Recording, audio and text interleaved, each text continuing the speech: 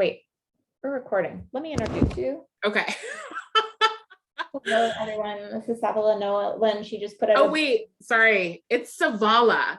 Savala. Yeah. So do you want to like restart? Or are people watching this? No, they're not watching. We can start. Okay. Do I pronounce because it's so then it's more like an E sound instead of no, you're putting the accent on the front, Savala, and it's in the middle, Savala Nolan. Savala. Thank you so much for correcting me. I have a lot of anxiety about these things. Okay, don't be anxious. People say it every way possible. I mean, I don't feel bad about it. I do it all day long. Okay. Actually, let's leave it in because I feel like there's it. I don't know. Mistakes are style, and mistakes I should grow from it. But anyway, I mean, I'm the same way. I'm like, when I have like in an interview or something, I'm like, no, let's model for people like let's leave this in so we can model for people, how you talk through like a tricky thing or whatever. So whatever you want to do is fine with me. I do agree with you. I mean, I appreciate you advocating I think saying one's name correctly is really important. And I also think, who are you named? I was going to ask you, are you named after someone? I was, yeah. I'm named after my dad's mother. So her first name was Hester, which was also my first name before I legally changed it. And her maiden name was Savala, which was my middle name. Gotcha. And now that I'm older, I feel like Hester is a great name. But when I was younger, I wanted to be Savala, not Hester. So I changed my name. I've never met another Savala. And did I say it right that time? You did. Okay. No, you are the one and only. I've also never met a Hester. But there's something like the way that the sort of Savala just kind of like rolls off your tongue it's just very beautiful. Thank you. Elegant, but there is an elegance to it.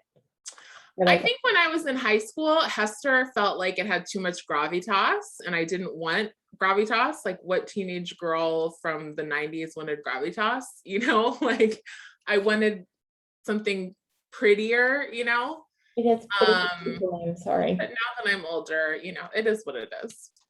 So really quick, you are an author. What's the difference between an author and a writer? Author, are they both interchangeable or? So the way that I have understood it from my team, at Simon & Schuster, is like an author is someone who is published. So I can legitimately say you're an author, you're a social justice attorney, you are an educator, you're a speaker, you're a mom. Lots of things. You're lots of things to lots of people. You just finished this collection of essays on sort of the in-between liminal spaces of existing in your body in this time and space, really sort of closely analyzing your experiences and sort of the nuances of the gray area that exists in our culture. Are there any sort of so this time is really to ask you about to share a secret with everybody for all the Substack readers, but there was one question I wanted to ask you on the live that I didn't get to ask you, but there was something I struggle with, and I feel like you might struggle with too, is sort of holding both the feeling of being really lucky and holding all of this privilege, but still acknowledging and validating sort of like your daily challenges. And I don't know if you talk about that in the book, but there was something about sort of holding both of those spaces that I feel like is something that I really struggle with. And I was wondering if you could kind of talk a little bit about how you navigate those areas. Yeah, there is an essay in the book that is about that. It's called The Body Endures. And in the essay, I describe a few scenes from my life where I'm particularly aware of the friction between all the ways that I'm privileged rubbing up in a particular moment against some of the ways that I am subjugated or subordinated by the culture, and exploring that, right? Because we all have some privilege that we didn't earn. We were just sort of born into it. And nearly everyone I know also has some aspect of their identity that the culture doesn't like, right? And wants to subordinate or erase or change or control. So, I mean, I can think of a few people who really, it's hard for me to find what aspect of them isn't privileged, but surely if I knew them on a deep level, I would see something. So that's just like a human experience, I think. And I'm not sure that we pay enough attention to the fact that we all hold these sort of dualities around privilege and power and belonging, and they bump up against each other all the time, so that essay is about that, exploring exactly what you're describing. And the conclusion that I came to is not necessarily a very happy one, but the conclusion I came to is that if you are in a body that is fundamentally disliked by the culture, or fundamentally pushed out, for example, I'm a woman, I'm Black, I'm also fat. Those are three identities that I would never trade. They're incredibly rich and they represent so much to me that I value, but they're also three identities that the culture doesn't really like, right? And they're all really embedded in my body. So they're inescapable for me. I can't run from my body. It is what it is. If you live your life in a body that, like everybody is inescapable and is fundamentally disliked by the culture, your privilege doesn't save you, right? You can have a lot of things going for you in the way of privilege, but if your body is fundamentally a target, you're always at risk. So not exactly a like bedtime story, but for me, there was power and a sense of validation in coming to the conclusion that because my body is what it is, and as I said, like I would never trade any of those aspects of my body,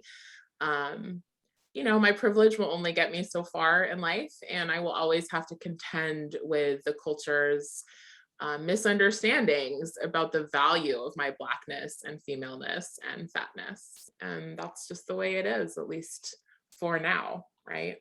I do think latching onto the power and validation and the sort of, not to use your words, richness of experience is a place of strength to come from. I mean, I feel like I can get behind that logic 100%.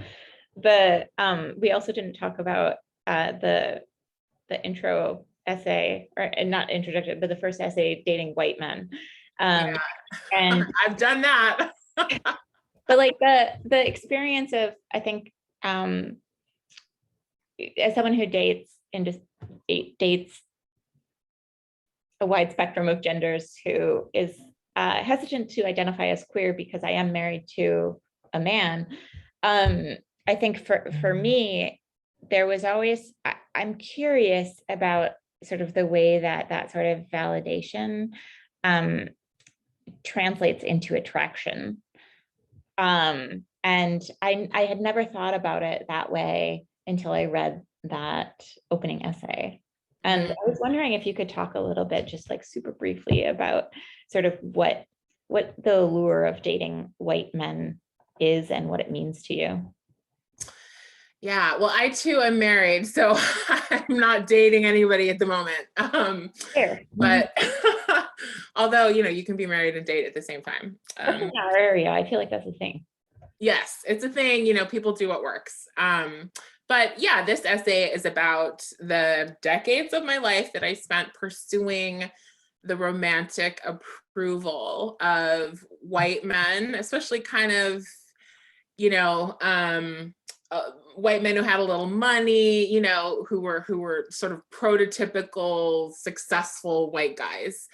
And I pursued them because I thought that their approval of me would effectively lift me out of kind of the pit of my otherness, right? White guys have a lot of power in our culture, and their gaze and their approval kind of acts like a gold medal, on the approved of person or object, or at least, maybe that's changing a bit, but that was absolutely the case when I was in my teens and my 20s, in the early aughts and the 90s, and when I'm, the period of time I'm writing about. So the essay is about this quest that I was on, to feel approved of by this type of guy so that I could be more legible to the culture and more valuable to the culture, And my realization at some point that what I was actually seeking was self-erasure, right? What I was actually looking for and finding a man whose approval would somehow kind of erase the things about me that are other, my blackness, my fatness, etc. What I was actually looking to do was erase those aspects of myself and make them disappear, which is another way of saying become more legible to the dominant culture. And it's about reckoning with that and, moving on from it. And, it's still something that I have at the back of my mind, at times, like it's sort of like diet culture. Like we're kind of often being coached to like white men, and kind of like give them our attention. But I certainly don't come from, I don't come to that place in the culture the way I did 10, 15, 20 years ago at all. I've really grown past that. And that's what the essay is about. This sort of, it was also sort of like an illumination on this, like sort of, you described how you have this sort of like weird dance with like, it's, would you say it was a pattern where you would sort of, you would have these sort of like not quite romances, but romances?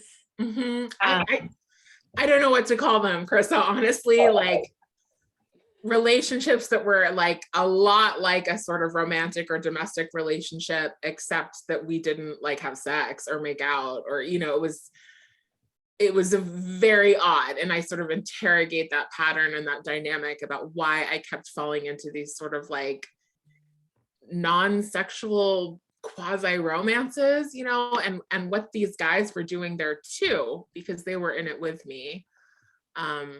This Yeah. reminds me of something, I believe it's like, is it Blake who's like, he like says some sort of comment that's like very intimate in a work situation, and you get really excited about it. You feel that sort of like heat and desire, that Yeah. I remember feeling that I feel like I haven't felt in years. Which is a very good job of taking me back there. But there's this, you're having a conversation with a friend who is like, this is a warning sign. This is bad for you. This is like, you both have these like sort of conflicting motives almost.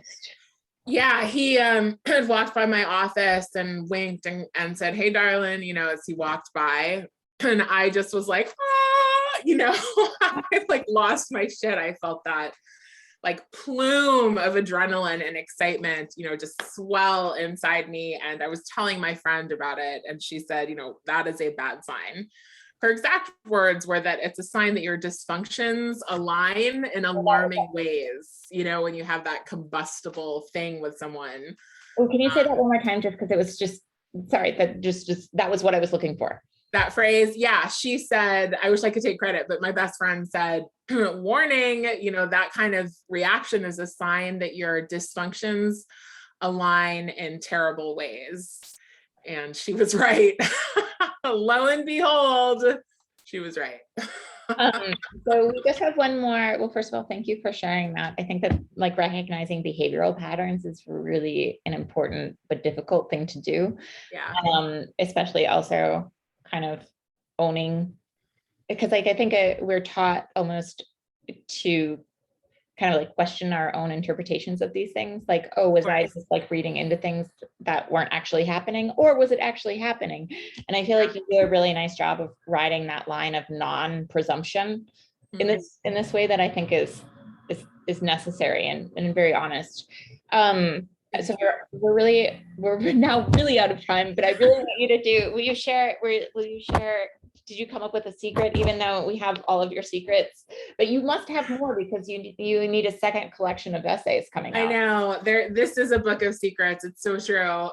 But I will tell you the best kept secret that I talk about in the book, and I'm certainly not the first person to talk about it, but is that you should stop dieting. And I don't mean you, Carissa, I don't know what your relationship to your body is like, but if you are someone who is engaged in the constant renovation of your body and the constant, striving to perfect it, to control it, to change it, to have it comply, with the beauty norms, if the ways that you eat and move would lose their appeal, if you knew that they were going to cause you to gain weight or that they were not going to result in weight loss, like all of that stuff is so deeply harmful and so unnecessary and so tied to anti-Black racism, which I talk about in the book. And I recommend some books that you can, read if you want to learn more about that. But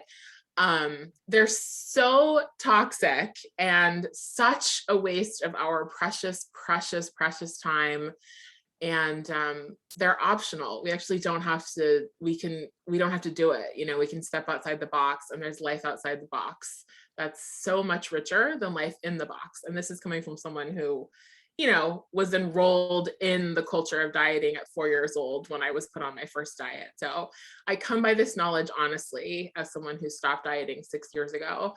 And that is maybe not a juicy secret, but I still feel like it's secret knowledge in a lot of places. And so that's the secret that I want to share with your beautiful people I've loved community. So there's so many juicy secrets in here.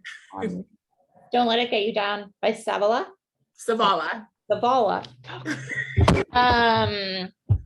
Nobody bats 1,000, right? Like, excuse me, in baseball, if you bat 300, like that's Hall of Fame. So I feel like, it's fine.